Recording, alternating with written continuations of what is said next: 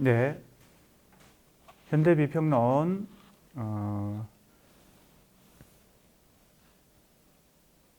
강의를 계속 진행하겠습니다. 가라타니 고진 비평의 비판적 검토.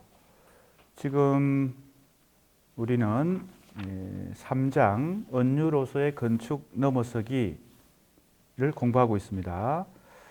가라타니 고진의 철학적 방법론 혹은 사상적 기초가 되는 어떤 방법론의 핵심을 살펴보기 위해서 두 권의 책을 지금 차례로 공부하고 있습니다. 첫 번째는 트랜스크리틱, 바로 이 방법론을 제목으로 삼고 있죠. 가라타니 고진의 비평의 방법론 혹은 철학의 방법론은 트랜스크리틱이라고 할 수 있는데, 바로 그 제목으로 칸트와 마르크스를 트랜스크리틱하고 있다, 이렇게 볼 수 있고요.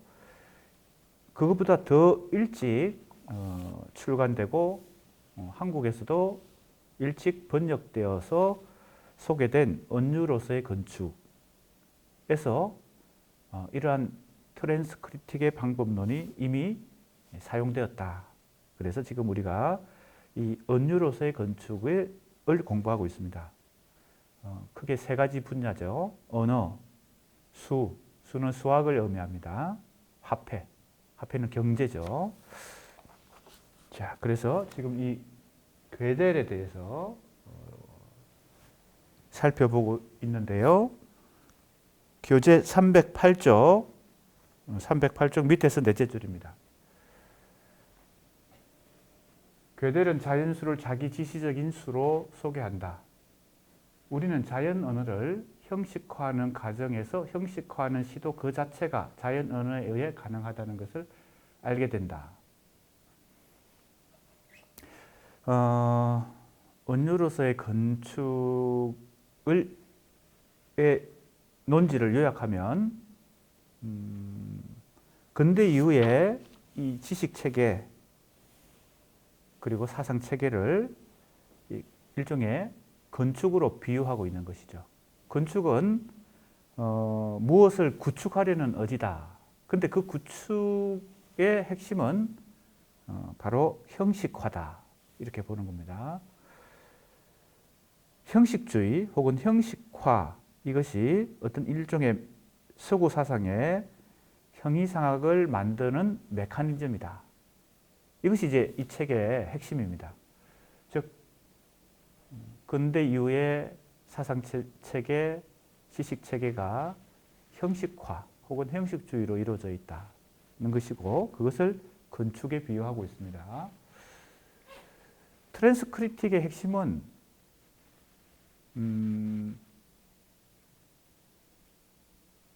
내성, 즉 자기 얼굴을 거울을 통해서 자기 얼굴을 보는 그런 자기 중심적 관점이 아니라 외부의 시선으로 자기를 봐야 객관적으로 볼 수 있다. 즉 시차를 형성하는 것이죠. 시선의 차이를 형성한다. 간단히 얘기하면 외부의 시선, 조금 다르게 말하면 타자의 시선을 도입한다. 이것이 트랜스크리틱의 중요한 핵심이라고 볼 수 있습니다. 지금 이 은유로서의 건축이라는 책이 시도하고 있는 이 시선도 타자의 시선, 외부의 시선을 통해서 근대 이후의 근대인들의 사상체계, 지식체계를 객관적으로 보는 것이죠. 그 내부에서는 알 수 없지만 외부에서 보면 그것이 객관적으로 보인다는 것이죠.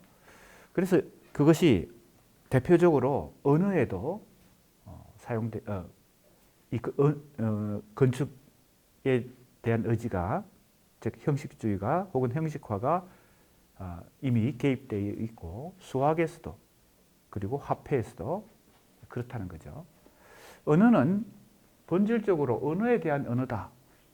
자, 이게 자기 지시적이라는 뜻을 갖고 있습니다.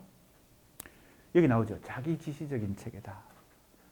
자체 완결되어 있는 체계다. 수학도 그러하죠. 그래서 수학도 그 내부의 어떤 질서에 의해서 완벽한 어떤 체계를 이루고 있는데 그것을 바깥에서 외부의 시선으로 보면 그것이 일종의 약속이다, 질서다, 그죠? 라는 것을 알 수 있다는 겁니다. 자, 우선 언어에 대해서 이 핵심은 자기지시적이라는 말입니다. 언어는 자기지시적인 체계다, 시스템이라는 거죠. 메커니즘이다. 자기 자신과 관계하는 체계다. 즉 자기 자신과 차이를 만드는 체계, 자기지시적인 형식 체계 또는 자기 자신과 차이를 만드는 체계, 차이의 체계다. 그래서 토대도 중심도 없다. 그것은 여러 중심들을 갖고 있으며 초과적이다. 소시르의 랑그, 자, 우리가 이번 학기에 여러 현대 비평의 사상적 토대가 되고 있는 이론들을 공부하고 있는데 소시르가 가장 기본을 이룹니다. 기초를 이룹니다. 또 소시르가 나왔죠. 바로 랑그와 파롤에 대한 얘기입니다. 랑그라는 개념적 틀은 그러한 자기지시성을 금지하는 데 기반하지만 여전히 자기지시성으로부터 거리를 두는 것에 성공하지 못한다. 즉 랑그라고 하는 어떤 규칙도, 그죠? 이 파롤을 지배하는 보이지 않는 무의식적인 어떤 질서, 이게 랑그죠. 뭐 우리가 소위 말하는 문법이라고 말하는 어떤 언어든 그 시스템 랑그를 갖고 있죠. 그 랑그도 자기지시적이다. 즉 건축의 의지를 가지고 형식화에 의해서 만들어졌다. 이렇게 지금 이런 것을 볼 수 있다는 것은 바로 어떤 시각으로 보았을까요? 외부의 시선으로, 외부의 눈으로 보기 때문에 가능하다.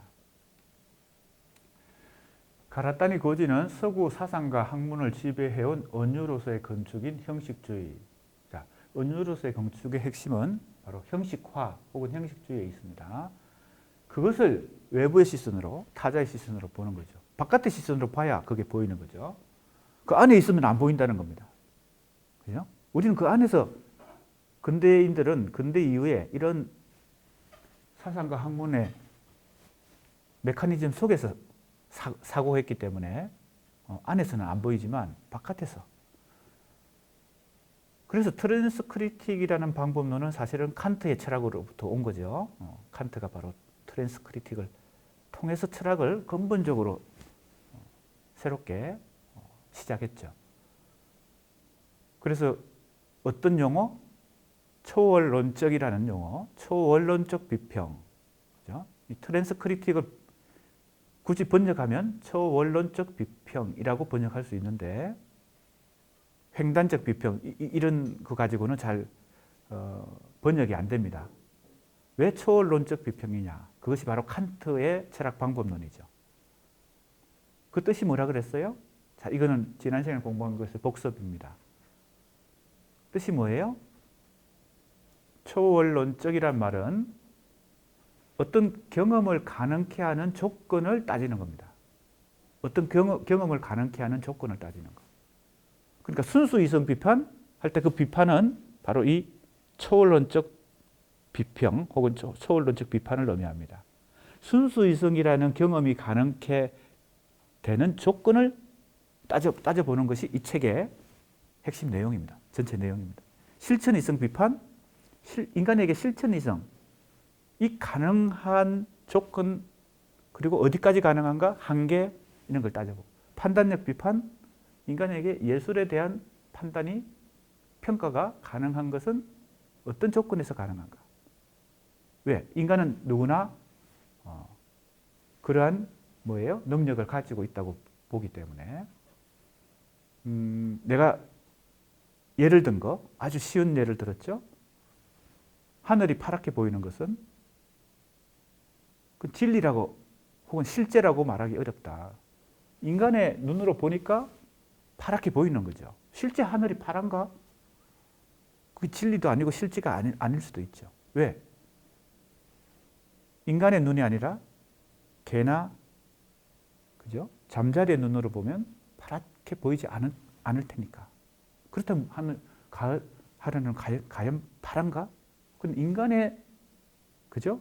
그 경험, 가을 하늘이 파랗게 보이는, 푸르게 보이는 그 경험, 그건 경험인데 그 경험은 절대적이지 않다는 겁니다. 그 경험을 가능케 하는 조건 하에서만 파랗게 보이는 거죠. 그 조건을 따지는 겁니다.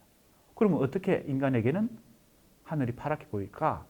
그것은 이 망막과, 그죠? 시선의, 그죠? 이 생물학적 구조, 이게 조건이죠. 이것이 이 경험, 하늘을 파랗게 보는 그 경험의 가능 조건이죠. 자, 그래서 순수 이성에도, 실천 이성에도, 판단력에도 그러한 능력, 인간이 그러한 능력을 발휘하는 것이 가능케 되는 조건들을 다 따져보는 거. 칸트가 이렇게 초원론적 비판을 할 수 있는 것은 인간의 사고 능력 안에서 생각한 것이 아니라 인간의 사고 능력 바깥에서 인간의 사고 능력을, 그죠? 판단했기 때문에, 분석했기 때문에 가능한 거겠죠. 그러니까 외부에서 봐야 이게 가능 조건이 보이는 겁니다. 그래서 가라타니 고진의 방법론은, 이 트랜스크리틱이라는 방법론은 바로 칸트 철학의 방법론을 가져온 것이다. 빌려온 것이다. 이렇게 볼 수 있습니다. 지금 가라타니 고진이 언유로서의 건축이라는 이 책에서, 그죠? 언어, 수학, 화폐라는 이 세 가지 영역에서 계속 칸트적인 이 트랜스크리틱의 방법론을 가지고 지금 이걸 하고 있는 것입니다. 그래서 형식화 자체는 수학 자체로부터 파생되어 나온 것이 아니라 수학이 짊어진 건축의 의지로부터 나온 것이다. 자, 이미 형식화가 이루어져서 형식주의가, 그죠? 구축이 되면, 그게 바로 건축의 의지인데, 구축이 되면 그 안에서 언어를 사용하는 사람은 그 언어가 그런 형식화에 의해서, 형식주의에 의해서 구축됐다는 것을 망각하고 그게 절대적인 진리인 것처럼 살아가는 거죠. 그 언어 내부에서. 수학도 마찬가지입니다. 수학이라는 질서가 처음에 만들어질 때는 형식주의, 형식화, 자기 지시적인, 자기 완결적인 체계로 만들어졌는데 그 수학의 질서 안에서 사고하면 그것이 어떻게 해서 만들어졌는지를 알 수가 없죠. 바깥에서 보면. 자, 이 방법론이 나중에 어떻게 사용될까요? 문학 비평에도 사용됩니다. 그래서 일본 근대 문학이 어떤 가능 조건에서 출발했느냐, 또 어떤 가능 조건에서 이것이 한계, 그죠? 어떤 경험이 가능케 되는 조건과 한계를 따지는 거니까요. 그게 바로 트랜스크리틱이니까요. 자, 그러면 그 문학에 대한 얘기는 이제 다음 장에서, 4장에서 본격적으로 하고, 사실은 이 단원의 목적은 사실 4장에 초점이 맞춰져 있죠. 근대문학의 기원과 정원이라는 것을 잘 이해하기 위해서 가라타니 고진이 왜 이런 주장을 하는지 우리가 일단은 정확하게 이해하기 위해서, 그래야 비판도 가능하고 비판적 검토도 가능하니까, 그걸 하기 위해서는 지금 트랜스크리틱이 과연 어떤 방법론인가, 그죠? 그래서 지금 이 두 권의 책을 미리 공부하고 있는 것입니다. 트랜스크리틱이라는 책과 언유로서의 건축. 자, 이제 화폐에 대한 얘기입니다. 마르크스의 자본론에 대해서 역시 형식주의의 관점에서 다시 읽을 수 있다. 이전의 고전 경제학을 상품들의 거대한 집합, 개개의 상품들을 원수로 모아놓은 하나의 집합으로 환원했다. 그러니까 수학적 관점에서 말하는 집합 이론, 집합론, 그 그러한 관점으로 이 마르크스의 자본론을 다시 한번 읽어보는 거죠. 이것도 외부에서 자본론을 읽는 관점입니다. 수학의 관점으로 자본론을 읽어보는 거죠.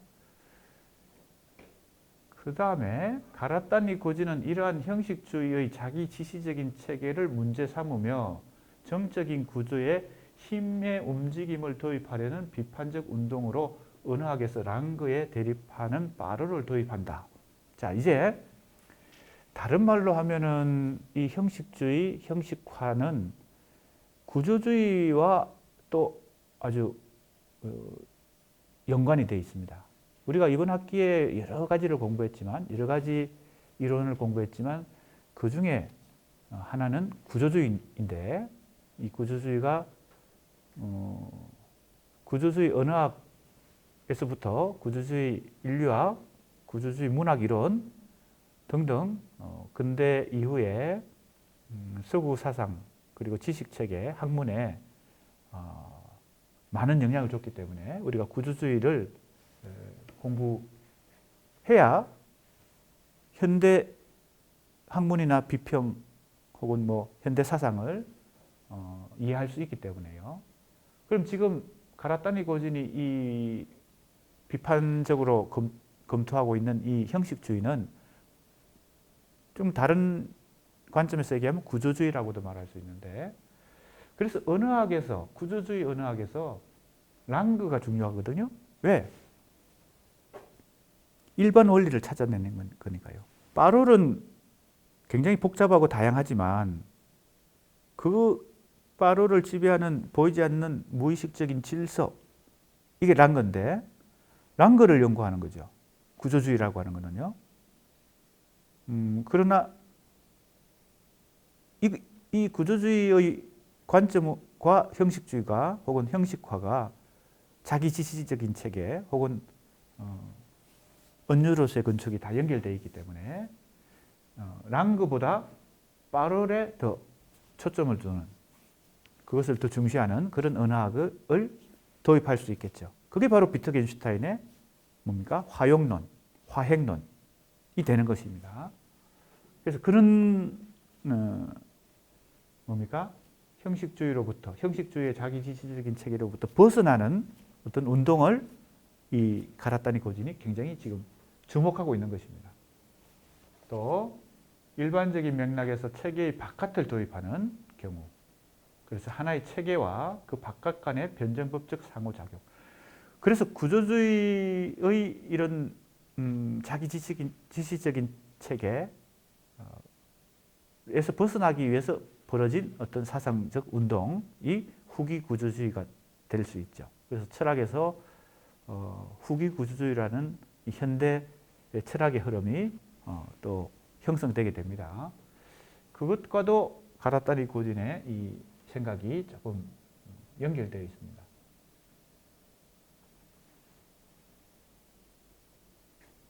언어는 자기 지시적이기 때문에 원래 역동적이며 따라서 언어를 역동적으로 만들기 위해 바깥을 도입할 필요가 없다. 가라타니 고진은 나아가 언어의 바깥은 없다고 본다. 데리다의 얘기하고도 통하는 얘기일 수도 있는데, 데리다는 텍스트의 바깥은 없다, 이런 유명한 말을 했죠. 데리다가 바로 해체주의잖아요. 해체주의가 해체하려고 했던 어떤 대상이 데카르트로 대표되는 근대 철학이고, 이성과 주체와 진리를 근간으로 하는 그러한 사고방식인데, 그걸 해체하려고 했는데, 어찌 보면 구조주의도 그 데리다가 해체 대상으로 삼았던 쪽에 포함된다고 볼 수 있겠습니다. 가라타니 고진은 철학의 형식화에 대해서도 이러한 초월론적 비판을 수행한다. 철학에 대해서도 여기 나오죠? 초월론적 비판, 그죠? 트랜센덴탈, 그죠? TAL이 붙어 있는, 그죠? 우리 이 초월론적이라고 하는 것이 어떤 용어인지가 304쪽 둘째 줄에 나오죠. 영어로 나옵니다. 이때 trans 오타라고 다시 내가 확인했죠. D가 아니라 C입니다. CENTENTAL.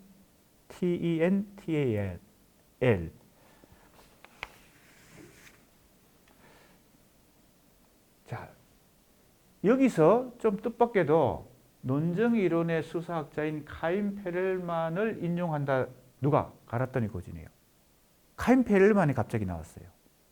우리 카임 페렐만은 현대 논증의 수사학의 물꼬를 튼 바로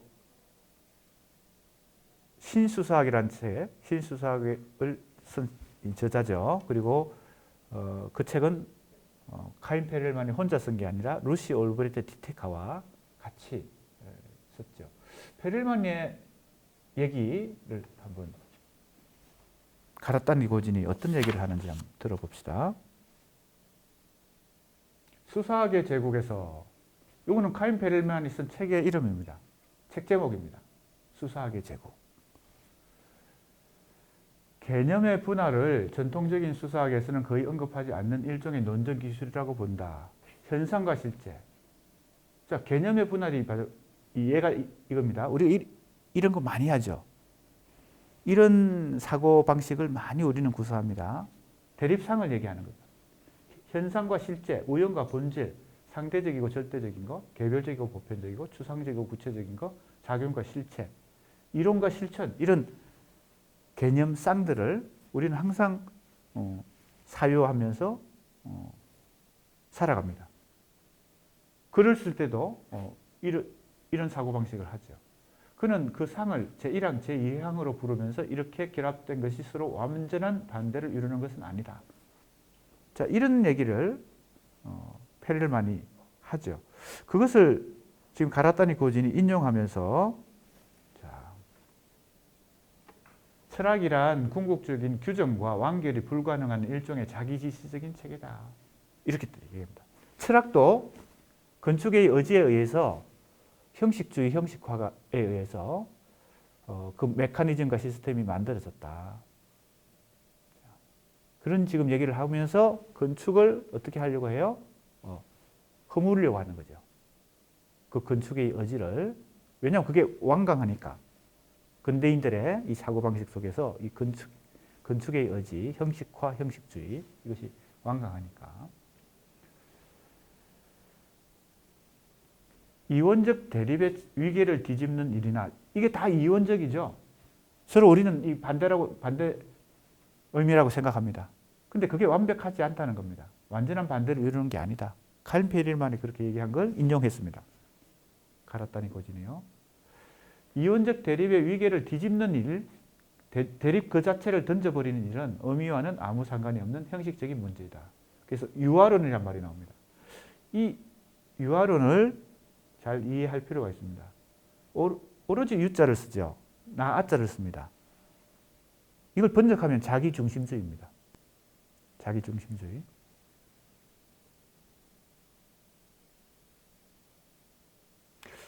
갑자기 이 김수영의 작품 중에 절망이라는 작품이 생각나네요. 정확한 이제 뭡니까? 시 구절이 생각나는 건 아니지만, 여름은 여름을 반성하지 않고 곰팡은 곰팡을 반성하지 않고, 이런 구절이 계속 반복됩니다. 여름이 여름을 반성하지 않는다는 말이 뭘까요? 자기 자신을 제대로 반성하기 어렵다는 거죠. 자기가 자기를 반성하기가. 인간에게도 인간 중심주의가 있어서, 내가 예를 든 걸 계속 예를 들면, 하늘이 파랗다고 그게 진리라고 믿습니다. 그게 실제라고 믿습니다. 그게 자기 중심주의죠. 자기 눈으로만 세상을 보는 겁니다. 거기서 벗어나야, 그죠? 실제에 도달할 수 있는데, 칸트는 그래서 하늘이 파란지 무슨 색인지, 그것이 진리인지, 하늘이 과연 무슨 색인지는 알 수 없다. 이렇게 이제 생각한다는 거죠. 그걸 물 자체다. 이렇게 말했습니다. 물 자체.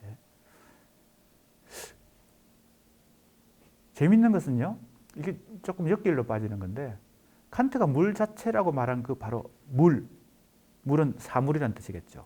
바로 그 the thing. 독일어로는 das Ding. 이게 칸트의 이 용어가 어디로 이어지나 하면 정신분석학에까지 이어집니다. 뭐예요? 우리 지금 멜랑콜리의 문학 비평적 가능성 할 때 배웠던 바로 뭐예요? das Ding. 그게 뭐예요? 실제의 중심, 핵이 가장 중심에 있는 핵이거든요. 중핵. 인간에게는 그 실제에 대한 충동, 실제에 도달하고자 하는 이 무의식적 본능이 있어서 끊임없이 그게 실체는 아니지만, 실체로 존재하는 건 아니지만 그 실제에 가까이 가고 싶어 하죠. 그걸 잃어버렸다고 생각하는 거니까, 내가 가지고 있다가 잃어버렸다고 생각하니까 항상 이 멜랑콜리에 빠져가지고 거기에 도달하고자 합니다. 칸트식으로 얘기하면 그 물 자체는, 인간이 알 수 없는 그 물 자체는 그게 진리의 세계이고 실제의 세계인데 인간은 그게 도달할 수 없잖아요. 도달할 수 없는 그것에 대한 뭡니까? 갈망이 있는 것이죠. 정신분석학에서도 인간의 이 무의식 속에는 그 바로 다스팅에 도달하고자 하는, 실제에 도달하고자 하는, 그것에 도달하고자 하는, 사물에 도달하고자 하는 어떤 본능이 있다. 이렇게 프로이트도 락강도 이제 계속 그걸 연구하죠. 칸트적인 관점이 여기까지 이어집니다. 칸트의 철학과 정신분석은 상당히 거리가 있어 보이지만 칸트가 말한 그 물 자체라고 하는 것이 정신분석학에도 하나의 개념으로 어떻게 보면 개성이 되는 것입니다. 자, 그 다음에 약간 역길로 샜는데 이 얘기 때문에 유아론이라는 말 때문에요. 자기중심주의다. 지금 이 유아론이 뭐하고 다 연결되는 개념이에요? 앞에 나온 자기지시적이란 말. 자기지시적이라는 것이 바로 유아론적인 거죠. 그 시스템 내부에서 계속 자기 얼굴을 거울로 보는 겁니다. 자기가 자기를 보니까 객관적으로 볼 수가 없죠. 자, 트랜스 크리틱을 지금 계속 해보고 있는 것입니다. 자, 이제 비트겐슈타인의 의도는 정명 자체를 그 뿌리에서부터 의심하는 것이었으며, 그죠? 자, 이 뿌리에서부터 의심한다는 것이 바로 뭐예요? 타자의 시선으로 보는 겁니다. 유아론에서 벗어나는 거죠. 자기 중심주의에서 벗어나서 타자의 시선으로, 외부의 시선으로 이 언어 체계를 보면 비트겐슈타인이 이제 만들어낸 바로 그 스피치 액트 시어리, 화용론이 그래서 이제 생겨나게 됩니다. 계대를 사로잡고 있던 결정 가능성, 불가능성의 구분을 비껴나기 위해 또 수학은 공리들로부터 연역되는 한 견고하다고 여겨지지만, 그죠? 과연 이 연역이 가능한가? 이걸 이제 괴델이 계속 증명한 것이고요. 비트겐슈타인은 증명이란 내놓기만 하면 그냥 자동으로 받아들여지는 그런 것이 아니라 오히려 규칙에 복종하겠다고 나선 사람들에 의해서만 받아들여질 수 있다. 다 뭐에 대한 비판이에요? 자기 지시적 체계에 대한 비판입니다. 자, 이제 조금 너무 이제 자세하게 얘기했으니까 가라타니 고진의 방법은 바로 이 트랜스 크리틱의 방법은 가장 기본적으로는 어디에 토대하고 있어요? 칸트의 철학 방법. 그 다음에는 니체의 계보학, 푸코의 고고학, 데리다의 해체주의 등의 방법론을 넘어서 형식의 틀 바깥에서 그것을 승인하는 주체 차원을 확인하는 작업과 관련된다. 그래서 사상적 전회란 것은 전환, 방향을 바꾸는 겁니다. 가라타니 고진이 계속 철학적 탐구를 하고 사상적 탐구를 하는 과정에서 어떤 방향 전환을 한다는 뜻으로 이해하면 되겠습니다. 그래서 철학, 문학, 도시계획, 언어학, 문화인류학, 정치경제학, 정신분석학, 수학 다양한 영역 속에서 우리 근대인들이 이 언유로서의 건축, 형식주의, 자기 지시적 체계를 만들어 왔다. 이런 얘기가 되었습니다. 그것이 바로 유아론과 관련된다. 타자의 시선을 요청하는 것이 바로 트랜스크리틱을 시도하는 것이다. 이렇게 볼 수 있습니다. 자, 재밌는 얘기인데요. 비트겐슈타인이 철학적 탐구에서 이 타자에 해당되는 언어의 세계에서 타자의 시선을 경험하는 가장 뭐예요? 쉬운 사례는 외국어를 배우는 사람이라는 겁니다. 외국어를 배울 때 어때요? 어떤 경험을 합니까? 그 자기 지시적 체계에 속하지 않기 때문에, 그죠? 타자의 관점에서 그 외국어를 배워야 됩니다. 그것은 이미 형식주의가 만들어져 있고 자기 지시적 체계로 그 언어 질서가 만들어져 있는데 그 내부에 속하지 못한 사람이 내부가 아니라 외부에서 그 내부에 진입하기 위해서 우리가 외국어를 배우죠. 그죠? 영어도 배우고 중국어도 배우고 일본어도 배우고 그때 경험하는 것이 바로 뭐예요? 타자의 시선입니다. 외국인이나 아이들과 의사소통한다는 것은 공통의 어떤 규칙들을 공유하지 않는 사람들을 가리키는 거죠. 공통의 규칙, 이게 바로 뭐예요? 자기 지시적 체계입니다. 그래서 가르치는 사람이나 배우는 사람이나 외국어를 가르치고 배울 때 바로 이 트랜스크리틱을 시도할 수밖에 없죠. 그래서 약속을, 어떤 질서, 자기 지시적 체계를 공유하지 않은 상태에서 가르치거나 배우게 되죠. 그래서 타자를 도입했다는 것은 비대칭 관계를 도입했다는 것을 의미한다. 그래서 외국인이 아이도 마찬가지입니다. 아이는 처음 언어를 배워야 되니까 또 외국인은 외국어를 배우는 입장에서 타자에 속한다. 이렇게 볼 수 있습니다. 자, 이제 조금 빨리 사실 중요한 이 5장으로 넘어가겠습니다. 근대문학의 기원과 정원입니다. 자, 바로 두 권의 책인데 가라타니 고진이 쓴 책 중에 일본 근대문학의 기원, 미안합니다. 일본 근대문학의 기원. 이 책 제목에서 알 수 있듯이 근대문학의 시작이 어떻게 이루어져 있는지를, 이것은 일본 문학을 통해서 연구한 것입니다. 자, 그래서 대표적인 것이 원문일치, 풍경, 내면, 아동의 발견, 고백. 이것을 일종의 제도로 보는 것이죠. 제도라고 하는 것은 만들어진 것입니다.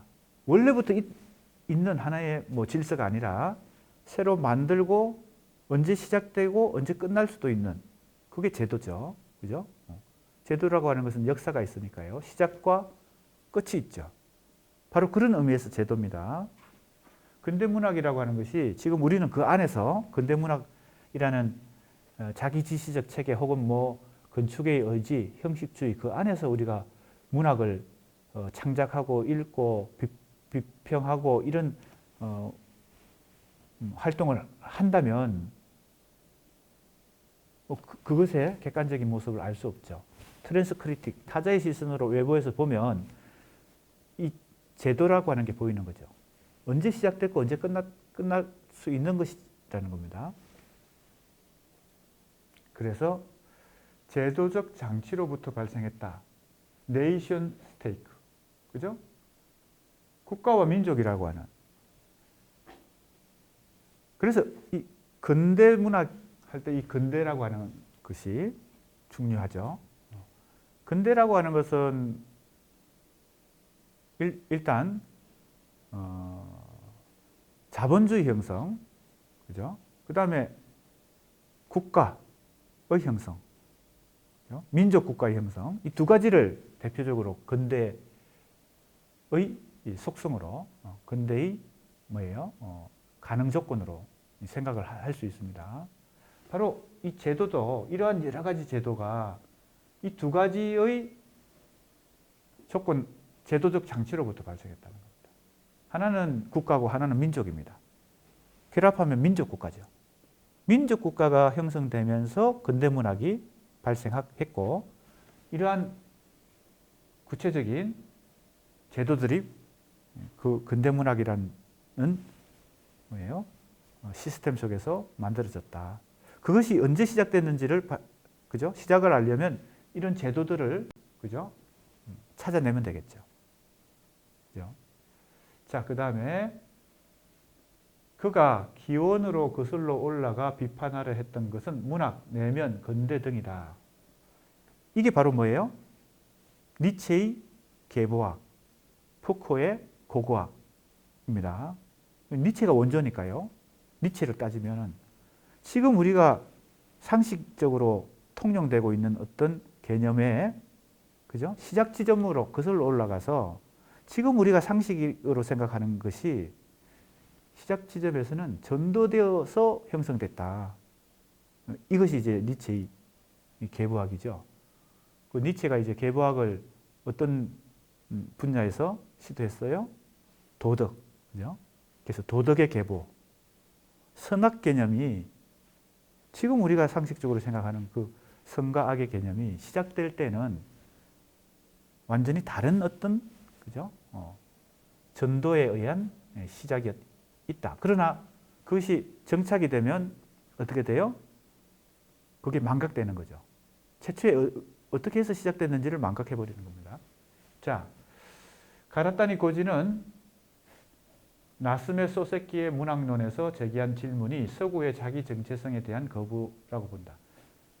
이 나스메 소세키가 일본의 근대 문학의 일종의 대가에 속합니다. 한국으로 따지면 이강수 작가 정도의 위상을 갖고 있죠. 그래서 비교 연구, 그죠?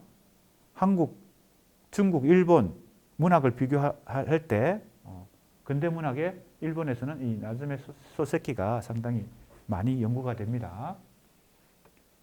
가라타니 고진도 문학 비평을 하던 시기에 이 나즈메 소세키를 많이 연구했습니다.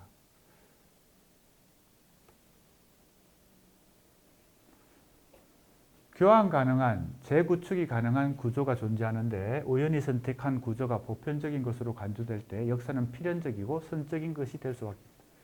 이것은 선택인데요. 그것이 보편적인 것으로 간주된다. 지금 나즈메 소세키가 문학론이라는 이 책에서 주로 얘기하는 것은 서구 문학이 보편적인 것으로 지금 이해되고 있는데 그것이 통용되고 있고 상식적으로. 그러나 그것은 뭐예요? 선택된 것이지 원래 보편적인 것은 아니었다는 겁니다. 서구 문학을 지금 나스메 소세키도 일본 유학, 미안합니다. 영국에 유학 가서 영문학을 공부했거든요. 그러면서 일본 문학과 비교하고 일본인으로서의 영문학을 공부하는 그 어떤 갈등을 이런 뭡니까? 통찰에 이르게 됩니다. 니체나 푸코식의 계보학이 적용되고 있죠. 이 책에서. 그죠? 기원으로 거슬러 올라가서 지금 우리가 상식적으로 생각하고 있는 것이 처음 시작에서는 어떻게 다른가. 그죠? 예를 들면 풍경이라고 하는 것도 이제 근대문학에는 풍경이 등장하는데 풍경이라는 것은 주체의 외부에 있는 어떤 객관적 대상을 통칭하는 것입니다. 풍경. 이건 객체 대상이죠. 그런데 풍경이 근대문학 이전에는 문학 작품에 등장하지 않았는데 근대문학에서 비로소 풍경이라는 게 등장했다는 겁니다. 객관적 외부 현실이라고 할까? 객관적 사실, 뭡니까? 현실이라고 하는 거. 이걸 이제 풍경이라는 용어로, 그죠? 개념화하는 것입니다. 그런데 풍경이 원래 있었다고 자꾸 생각한다는 거죠. 그러나 최초의 시작은 근대문학 이전에는 인간의 내면이 문학 속에서 표현되지 않았는데 내면이 발견된 것입니다. 내면이라고 하는 게 바로 이제 이 내면적 성찰 같은 것이죠. 내면이 발견되고 나서 뭐가 자연스럽게 형성됐겠어요? 풍경이 형성된 것입니다. 그렇죠?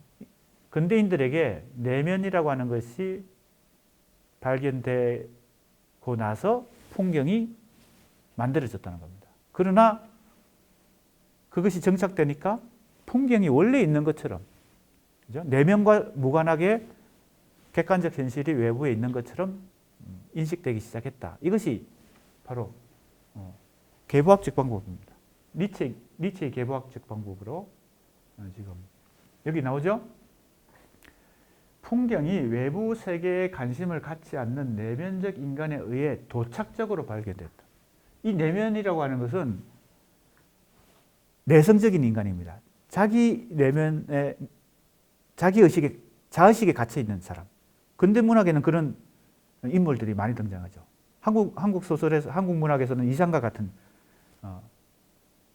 작가의 소설 속에 내성적 인간들이 등장하죠. 즉 심리소설이 그래서 만들어집니다. 심리소설이라는 유형이 만들어지는 것은 바로 이 내성적 인간들이 그죠? 주인공으로 등장하는 거죠. 그 풍경이라고 하는 것은 이 내면과 완전히 정반대에 있는 것 같지만 이 내면적 인간에 의해서 오히려 이 풍경이 발견되는 것입니다. 그래서 도착적으로 이걸 전도라고 말할 수 있습니다. 풍경의 발견은 역사와 타자의 배제를 통해 이루어졌다. 왜? 내면적 인간에게만 이 풍경이 발견되는 거니까요. 풍경의 발견은 과거에서 오늘에 이르는 선적인 역사 위에 존재하는 것이 아니라 일종의 왜곡되고 전도된 전도. 선악 개념이 최초에 생겨났던 것에서부터 전도되어서 지금 어떻게 됐어요? 정착이 된 거죠. 이 선악 개념의 기원으로 거슬러 올라가면 그 본질이 밝혀진다는 겁니다.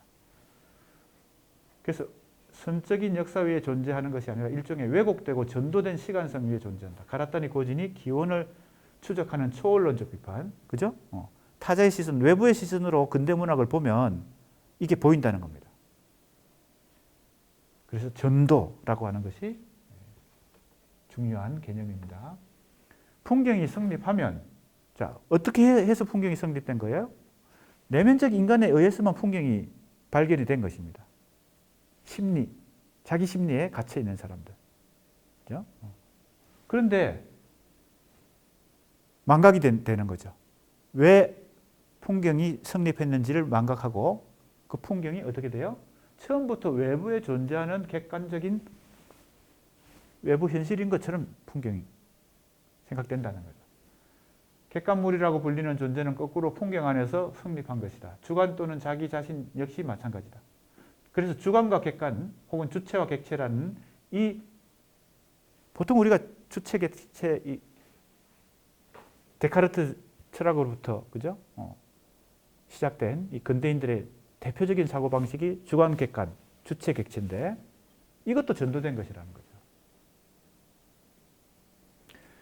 인식론적 공간은 풍경에 의해 성립한 것이다. 즉 처음부터 존재한 것이 아니라 풍경 안에서 발생한 것이다. 그러니까 이런 초월론적 비판을 하면 뭐가 발견될 수 있어요? 근대인들의 사고방식이 전도됐다는 것을 처음에 시작을 망각했다는 겁니다. 주체와 객체의 이 이분법도 그래서 비판적으로 볼 수 있다. 가라타니 고진이 주장하는 것은 오늘날의 철학이나 문학이 풍경 내부에 머물면서 거기에 나오려고 하면 성공할 수 없다. 그래서 풍경 자체의 기원, 그죠? 이게 바로 니체의 계보학입니다. 기원을 규명한다는 거죠. 이런 관점에서 가라타니 고진은 언문일치라는 제도의 확립에서 내면의 발견을 보고자 하는 전도를 지도하다. 언문일치라고 하는 제도가 있습니다. 한국에도 근대문학이 시작되는 개화기 문학을 거쳐서 근대문학이 시작되던 그 시기에 언문일치라고 하는 이 제도적 장치가 시도가 되죠. 아마 일본도 그럴 거고 중국도 이런 현상이 있었을 텐데 이거 비교 연구해 볼 수 있는 대상이기도 하죠. 그래서 언문일치라는 제도로 인해서 내면이 발견됐다.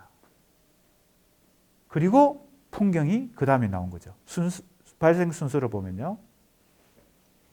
자, 그 다음에 이제 중요한 얘기들이 나옵니다. 자, 한번 보세요. 이제 근대문학의 중심은 소설인데, 그죠? 근대문학의 주류가 소설이란 것은 소설이라는 이 장르 자체가 근대 이후에 발생했죠. 이전에 없었던 건 아니지만 소설 이전 단계의 어떤 장르에서 소설이라는 장르가 만들어진 거, 소설이 발생한 것은 바로 근대와 더불어, 그래서 근대 문학의 주류는 소설이다. 이렇게 일단 보는 것입니다. 가라타니 고진이요. 자, 우리가 깊이를 느끼는 것은 현실, 지각, 의식에 의해서가 아니라 근대 문학의 원근법적 배치에 의한 것이다. 이게 굉장히 중요한 얘기입니다. 이게 바로 근대 문학에 뭘 지금 따지고 있는 것입니까? 가능 조건을 따지고 있는 거죠. 우리가 근대 문학 안에서는 이걸 발견하기 어렵지만 트랜스크리틱을 해서 외부의 시선으로, 타자의 시선으로 근대 문학이 어떤 조건 하에서 가능했는가, 이걸 따져보면 이런, 그죠? 판단을 할 수 있다는 겁니다. 깊이를 느낀다는 말은 쉽게 얘기하면 실감을 느낀다. 실감을 느낀다.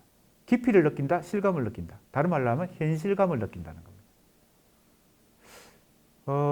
아주 쉬운 예를 들어봅시다. 회화도 마찬가지인데요. 여기 원근법이라는 말이 나오잖아요. 회화에서 원근법이라고 하는 뭐예요?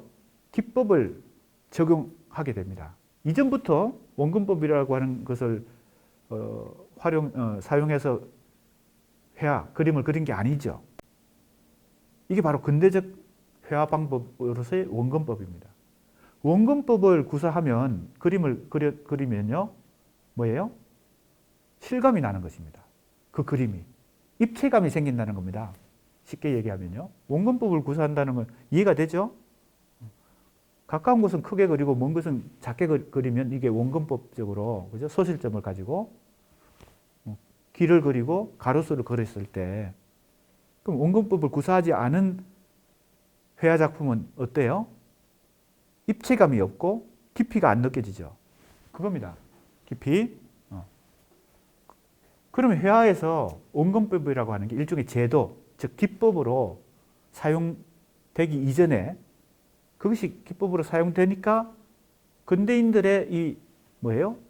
사고방식과 맞물려서 그 회화는 깊이, 입체감을 느끼고 실감을 느끼게 됩니다. 근데 중세나 고대의 그림들이 원근법을 적용하지 않은 그림을 보면 평면적으로 느껴지겠죠. 평면 위에 깊이감이 없어지죠.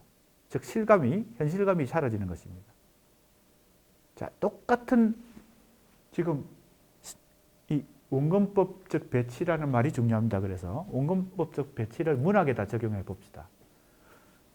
근대 소설 이전에 고소설, 한국에도 있고 일본에도 있을 텐데, 중국에도 있을 텐데, 그것은 뭐가 없어요? 현실감이 잘 안 느껴진다. 어떤 이유로 근대 소설은 현실감이 느껴지고 고대 소설은 현실감이 안 느껴질까? 회화로 따지면 원근법을 원근법에 해당되는 거, 소설에서 원근법에 해당되는 게 뭘까 하는 것입니다. 자, 여기 나오죠? 깊이감, 측정 가능한 균질 공간 또는 주관 객관이라는 이신론적 원근법. 이게 소설에, 그죠? 개입되어 있기 때문에 근대 소설은 실감을 느끼게 한다. 즉 깊이감이 있다. 그런 겁니다. 기독교 플라토니즘적 형이상학에 대립되는 것이 아니라 그것에 근거하고 있다 그랬어요. 일본에서 사소설적인 것은 현상적인 방법과 가깝고 그것은 근대 원근법과는 다른 시각 공간을 포착하고 있기 때문이다. 이런 말이 나옵니다. 중간에 생략을 많이 했어요. 그러니까 우리 이제 이 단원을 공부한 학생이 지금 이 내용에 관심이 많이 있으면 가라타니 고진의 번역이 거의 다 있습니다. 우리나라에. 번역이 거의 다 돼 있기 때문에 읽어볼 필요가 있습니다. 자, 사소설적인 것 이런 말이 나옵니다. 사소설적인 것은 근대 문학에 뭐예요? 원근법이 적용되지 않은 어떤 일본의 작품이기 때문에 원근법과 다른 지각 공간을 포착하고 있죠. 근데 이제 만약에 지금 우리가 이런 작품을 읽는다면 한국에도 그런 작품이 있을 수 있고 일본에도 있을 수 있고 중국에도 있을 수 있는데 근대 소설이 아닌 어떤 기법이나 그죠? 장치로 만들어져 제도적 장치에서 그 소설이 쓰여졌겠죠. 회화로 따지면 원근법을 적용하지 않은 그림을 그린 것이죠. 이해가 됩니까? 자, 그 다음에 또 인용한 것인데 근대 소설의 뭐예요? 가능 조건을 지금 따지고 있는 것입니다. 가라타니 고진이 물론 이거는 머릿속에서 따지는 게 아니고 일본 근대 소설, 그죠? 초창기 일본 소설들을 다 연구하면서 기납적으로 그 가능 조건들이 뭐였을까? 왜 우리는 지금 이런 근대 소설을 읽으면 실감을 느끼는 것일까? 그죠? 회화로 따지면 원근법이 적용되는 그 최초의 시작 지점을 찾아보는 것입니다. 자, 보세요. 이게 뭐예요? 했었다, 그죠? 과거 시제 서술어입니다. 지금 근대 소설을 읽어보면 한국 소설도 그렇고 뭐 번역을 통해서든 혹은 뭐 영어로 된 소설이든 중국어로 된 소설이든 읽어보면요. 거의 근대 소설은 서술어가 과거 시제 서술어로 되어 있습니다. 이게 뭐예요? 어디에 해당된다는 거예요? 회화에서 원근법에 해당된다는 겁니다. 과거 시제 서술어로 썼기 때문에 실감을 느끼게 된다. 깊이감이 생겼다는 겁니다. 설수는 공부한다? 이게 아니고 설수는 공부했다. 이렇게 말해야 그렇게 써야 그것이 현실감을 느끼게 한다는 겁니다. 자, 이 과거 시제 서술어는 프랑스 근대 소설을 지배한 단순 과거에 대응할 것이다. 이런 의미에서 다 근대 소설 화법의 건강과 관련되어 있다. 다로 끝나는 거. 그죠? 뭐 했다. 그죠? 자, 한국의 고소설이나 개화기 소설과 달리 근대 소설이 어떤 그죠? 뭡니까? 원근법에 해당되는 그죠? 장치를 사용하고 있나를 따져보면 됩니다. 그 다음에 여기 나오죠? 3인칭 소설. 3인칭 소설입니다. 1인칭 나, 2인칭 너가 아닌 3인칭 소설. 철수 영희가 등장하는 것입니다. 이 다에 의해서 화자의 중성화에 의한 것이다. 자, 이 말도 이해가 좀 필요합니다. 화자는 말하는 사람이죠. 소설에도 화자가 있습니다. 소설에도 서술자 혹은 화자가 등장하는데 이 화자가 중성화됐다는 말은 뭐예요? 자기를 드러내지 않는다는 뜻입니다. 고소설을 한번 예를 들어보세요. 혹은 뭐 개화기 소설이든 뭐 다른 장르, 근대 소설이 아닌 장르는 말하는 사람이 노출됩니다. 그런데 화자가 없으면 소설이 안 되겠죠. 누군가가 서술자가 있어야 이게 소설이 진행될 거 아니에요? 소설이 서술될 수 있잖아요. 다른 말로 하면 화자가 있음에도 불구하고 화자가 없는 것처럼 자기를 감추면서 소설이 이루어진다는 겁니다. 고소설은 자기가 드러나죠. 말하는 사람이 드러나요.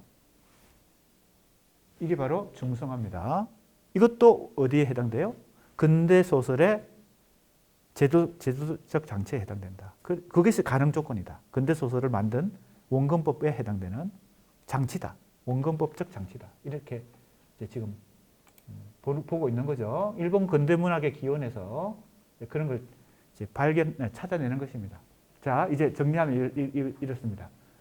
근대 문학이 성립하는 가능 조건은 원근법에 의한 깊이와 심층을 가진 것이 근대 소설이다. 그것이 일본 근대 문학의 근대 소설의 일종의 뭐예요? 가능 조건이다. 이것은 일본 소설만 그런 건 아니겠죠. 그렇기 때문에 한국 소설에도 이걸 적용해 볼 수 있습니다. 가라타니 고진의 이 방법을 이런 연구의 관점을요. 서구 근대 소설의 화법과 관련하여 과거 시제 종결어, 과거 시제 종결어입니다. 뭐뭐 했다를 든다. 이 연장선에서 일본의 사소설은 근대 소설의 원리에서 벗어나 다른 지각 공간을 포착하고 있다. 자, 일본의 사소설이라는 장르가 있습니다. 사실 한국 문학에도 영향을 줬죠. 그래서 이상의 소설을 보면 주인공이 이상입니다. 자기 얘기를 하는 것 같아요. 그죠? 최근 한국 소설에도 이 오토픽션이라 그러나요?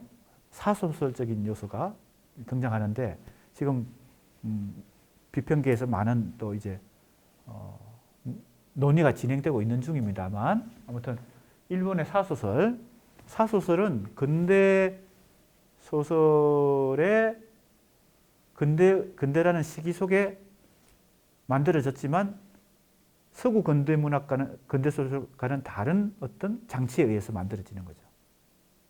3인칭이 아니니까요.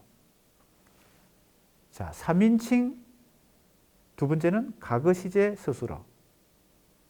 이런 것들이 지금 어디에 속해요? 원근법적 장치에 속한다. 근대 소설에. 자, 가라타니 고지는 모노가타리는 스토리도 아니고 픽션도 아니다. 모노가타리를 쓰는 것은 구성적 의지와는 이질적인 것이다. 구성적 의지가 뭐예요? 바로 앞에서 얘기했던 건축의 의지죠. 그죠? 언유로서의 건축. 그게 구성이잖아요. 즉, 근대 소설의 자기 지시적인 체계, 형식주의, 형식화가 이미 구축되어 있는데 일본의 작가가 사소설을 쓴다. 모노가타리를 쓴다. 이러면 어떻게 돼요? 그 근대 소설의 질서로부터 벗어나는 거죠. 그죠? 그러면 어떻게 평가할 것인가? 이 근대 소설의 기준에서 보면 이것은 근대 소설의 수준에 미치지 못한 것, 즉 아직 근대 소설이 안 된 것이죠. 그러나 관점의 차이에 의해서 다른 관점에서 보면 근대 소설을 하나의 기준으로 보는 것 자체가 뭐예요? 유화론적일 수도 있죠. 자기 중심주의일 수도 있죠. 자, 또 사생문이 과거 시제 했다를 거부하는 것은 근대 소설이 소거시키려 했던 화자를 보존시키는 것과 이어져 있다. 자, 이 화자 보존이란 말은 뭐하고 반대예요? 화자의 중성화와 반대입니다. 화자가 드러나는 겁니다. 말하는 사람이 자기를 노출시키는 거예요. 고소설은 그런 예들이 아주 많죠. 말하는 사람이 자기가 그냥 드러납니다. 자기 판단과 자기 생각과 뭐 이런 게 다 문장에 다 드러나죠. 근데 근대 소설의 이 가능 조건은 이 화자의 중성화에 있는데 사생문이라는 이 일본의 어떤 문장은 바로 화자가 드러나는 것이다. 이렇게 볼 수 있습니다. 그 다음에 좀 건너뛰어서요. 참 이게 이제 가라타니 고진이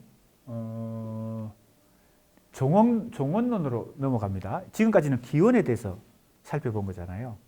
일본 근대 문학의 기원에 대해서 살펴봤는데 이제 종원에 대해서 얘기합니다. 왜 그런 생각까지 왔을까요? 가능 조건이라고 하는 것이 끝나는 지점이 있을 거 아니에요. 한계 지점이. 그죠? 가능 조건이 시작되는 지점과 끝나는 지점을 트랜스크리틱, 외부의 시선으로 보니까 보이는 거죠. 그게 정확하게 봤는지 그거는 이제 다시 우리가 평가해야 되겠지만 가라타니 고지는 일단 그렇게 본 것입니다. 자, 그래서 종원론이라고 하는 것을 이제 주장하게 됩니다. 근대 문학이 언젠가 끝났다는 겁니다. 어느 시점에서. 자, 1980년대에 일본의 근대 문학은 결정적으로 끝나고 말았다. 굉장히 뭡니까? 단도직입적으로 단언한다고 볼 수 있습니다. 그만큼 뭐 자기 신념이 강했겠죠. 이 문제에 대해서. 근대 문학이 끝나는 거에 대해서. 그것은 그때까지 지배적이었던 내면, 의미, 작가, 주체, 깊이 같은 관념들이 부정되고 이렇게 돼 있죠. 자, 바로 이게 뭐예요? 근대 소설의 혹은 근대문학의 가능 조건들이었죠. 내면이 뭐 풍경은 빠졌지만 내면과 의미와 작가의 주체, 깊이. 깊이는 뭐와 같은 말이에요? 현실감, 그죠? 실감과 같은 겁니다. 일본 소설에서 어느 시점에서 80년대가 지나니까 90년대가 더 접어드니까 이런 게 없어지는 거예요. 소설에서. 내면도 없어지고 작가라고 하는 주체도 사라지고 희미해지고 깊이감도 없어져. 현실감도 없어져. 사실은 한국의 소설도 그죠? 그런 현상을 보였죠. 그래서 그게 일본 소설의 영향을 받아서 그랬는지 그것은 조금 더 연구의 대상이지만 물론 대표적으로 무라카미 하루키의 소설이 한국의 90년대 이후에 젊은 작가들에게 상당한 많은 영향을 줬다. 이것이 이제 많이 알려져 있는 사실이고 실제로 그만큼 통계도 나와 있고 그렇습니다. 일본 무라카미 하루키뿐만 아니라 일본 작가들의 신세대 작가들의 영향을 많이 받았죠. 그러면 가라타니 고지는 근대문학이 가능했던 조건들이 사라지니까 이제 근대문학이 끝났다는 겁니다. 그들의 종속되어 있던 언어가 해방되었다.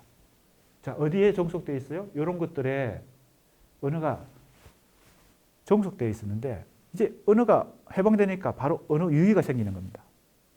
어디서부터? 현실로부터도 벗어나고 주체로부터 벗어나고 의미 내면으로부터 자유로워진 언어들이 막 소설 속에서 창작되는 것이죠. 말을 바꾸면 근대문학이 배척했던 장르, 언어 유희, 패스티시, 로망스, SF. 한국에서도 지금 뭐 SF물들이 상당히 성행하고 있죠. 그것이 이제 예전에는 장르 소설이라 그래서 특히 SF도 장르 소설이고 뭐 다양한 장르 소설들이 있는데 지금은 오히려 이 SF 소설들이 주류를 형성할 정도까지 됐죠. 그래서 이제는 특별히 그걸 장르 소설이다, SF물이다 이렇게 말하지 않고 그냥 소설이라고 말하는 상황까지 왔는데 지금 가라타니 고진이 이제 일본 문학에서 비판했던 요소들이 다 여기에 해당됩니다. 패스티시는 뭐냐? 이게 이제 후기 구조주의 문학 이론에서 개념화된 일종의 이게 이제 패러디하고 조금 다른데요. 혼성 모방이라고 번역합니다. 혼성 모방. 그러니까 기존에 이미 있었던 작품들 중에서 부분을 모방해서 새로운 작품을 만드는 거죠. 이게 이제 일종의 포스트 모더니즘 문학 이론에서 이 개념이 이제 만들어졌습니다.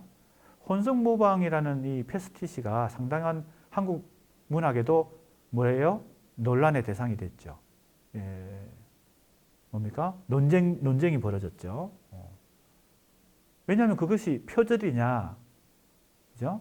말 그대로 패스티시를 인정하면 그것이 기존의 관점에서는 표절이라고도 이제 비판하는 사람들이 있고, 아니다, 그것은 포스트 모더니즘 문학 기법이다.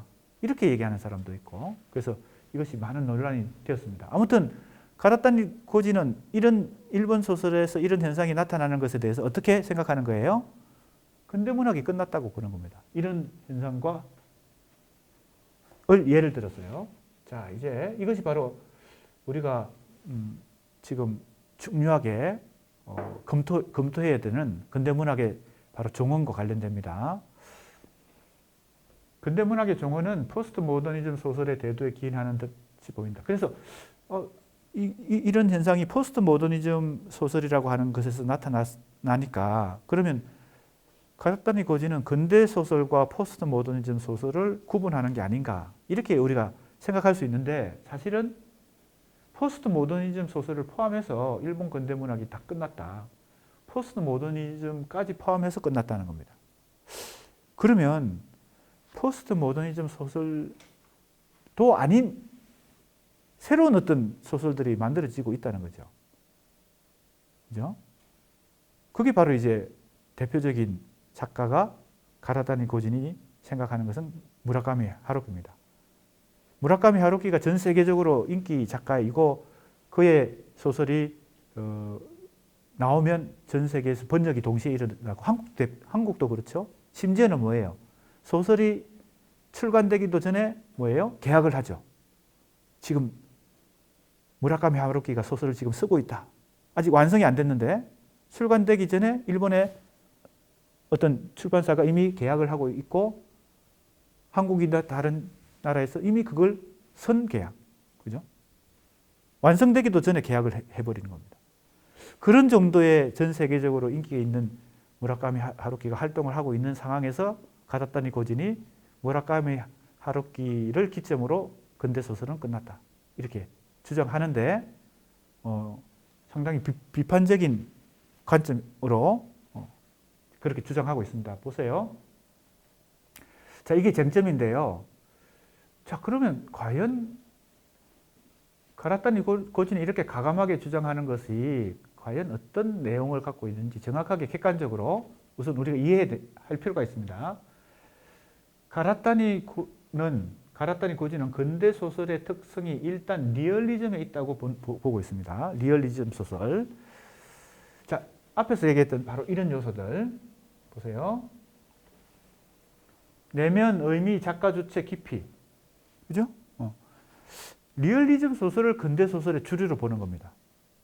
한국 소설에도 리얼리즘 소설도 있고 모더니즘 소설도 있고 뭐 포스트 모더니즘 소설도 있고 굳이 구분한다면 유형을 구분한다면 그럴 텐데 가라타니 고진은 그 중에서 특별히 리얼리즘 소설이 근대 소설의 주류다라고 보고 모더니즘 소설, 포스트 모더니즘 소설 혹은 뭐 전통적인 기법 이런 걸 다 그냥 뭉뚱그려서 그게 다 이제 근대 소설의 일종의 부분을 이룰 텐데 다른 부분들은 무시하고 리얼리즘 소설이 주류이기 때문에 그 리얼리즘 소설의 가능 조건들이 사라지니까 근대 소설이 끝났다.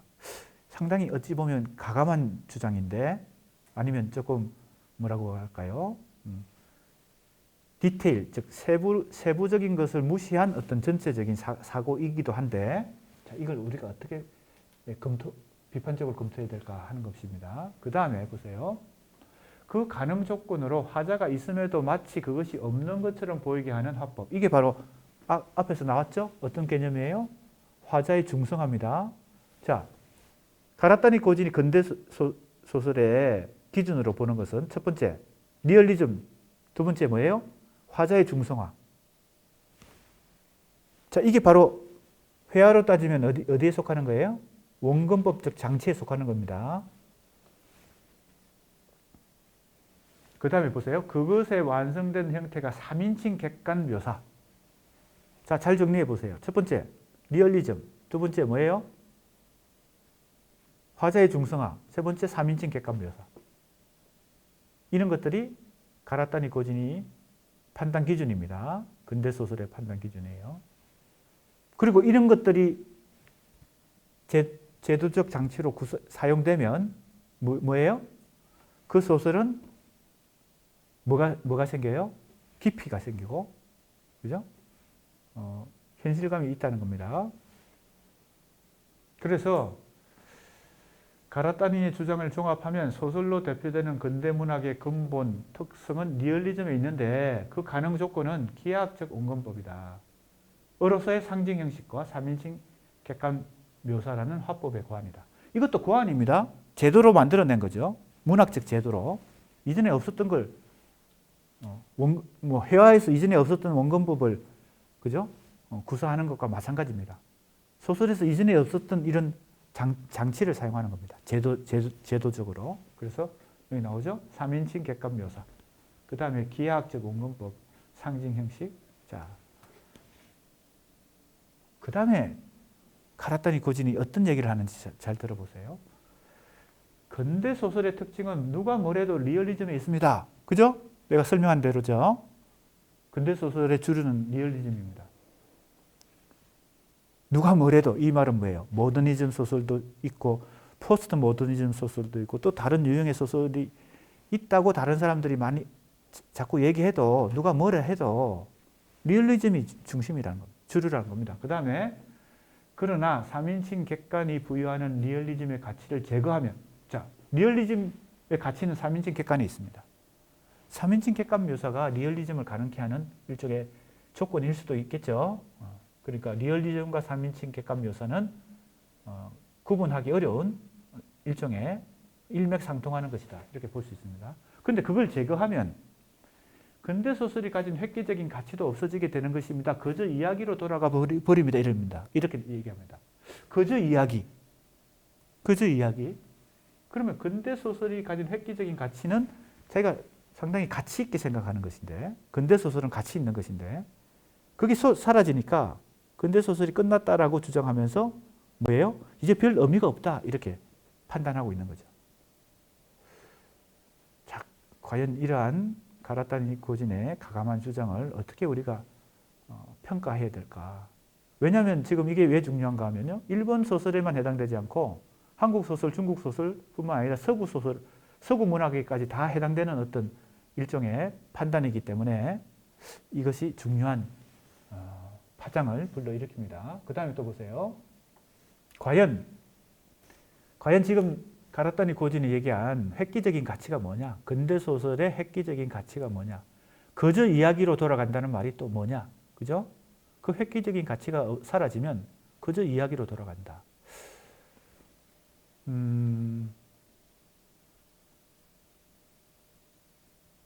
우리 지금 수강생들이, 머리가 좋은 수강생들은 금방 지금 가라타니 고진의 관점이 변했다는 걸 캐치한 학생도 있을 겁니다. 왜 그럴까요? 이 두 권의 책을 비교하면요.